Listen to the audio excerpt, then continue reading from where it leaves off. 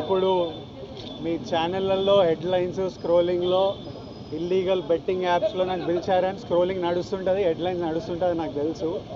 కానీ ఫస్ట్ దాన్ని gaming apps clarification గురించి విజయ్ దేవరకొండని పిలిచారు అని ఫస్ట్ ఆ హెడ్లైన్ మీరు నా గురించి మార్చాలి. ఎందుకంటే బెట్టింగ్ యాప్స్ ఇన్వెస్టిగేషన్ తప్పకుండా నడుస్తుంది. కానీ మనని పిలిచింది వాళ్ళకు కూడా తెలియదు మన పేరు ఎందుకు వచ్చిందో. బట్ మన పేరు వచ్చినందుకు వాళ్ళు వెరిఫికేషన్ చేసుకొని వాళ్ళు డెలిజెన్స్ తీసుకోవాలి. మనం చేసింది గేమింగ్ యాప్స్కి ఎండోర్స్మెంట్. గేమింగ్ యాప్కి బెట్టింగ్ యాప్కి అసలు సంబంధమే లేదు.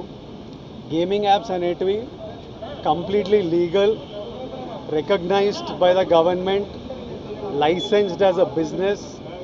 వాళ్ళకి జిఎస్టీలు, టీడీఎస్లు, కంపెనీలు, it's fully registered, recognised by supreme court and various state governments. అది గేమింగ్ యాప్.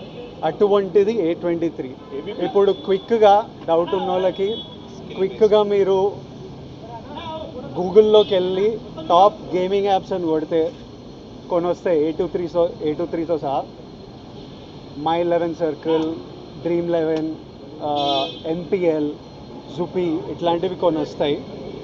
ఇవన్నీ రిజిస్టర్డ్ గేమింగ్ యాప్స్. ఇవన్నీ మన ఇండియన్ క్రికెట్ టీమ్కి స్పాన్సర్, మన ఇండియన్ ఒలింపిక్స్ టీమ్కి స్పాన్సర్, మన ఇండియా విమెన్స్ క్రికెట్ టీమ్కి స్పాన్సర్, ఐపీఎల్కి, ఎన్పిఎల్ ఒకదానికి అఫీషియల్ స్పాన్సర్, వేరియస్ కబడ్డీ లీగ్కి, వాలీబాల్ లీగ్కి అన్నిటికీ వీళ్ళు స్పాన్సర్ చేస్తారు. ఎందుకంటే these are completely legal entities.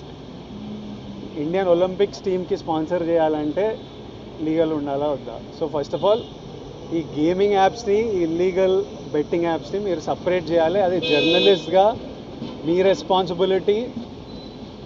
నా మీద మీకు ఆ రెస్పాన్సిబిలిటీ ఉండాలని కోరుకున్నా. కానీ మన పేరు వచ్చింది కాబట్టి కొన్ని క్లారిఫికేషన్స్ అడిగారు.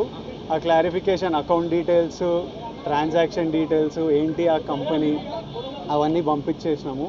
ఇంతటితో సమాప్తం. Thank you.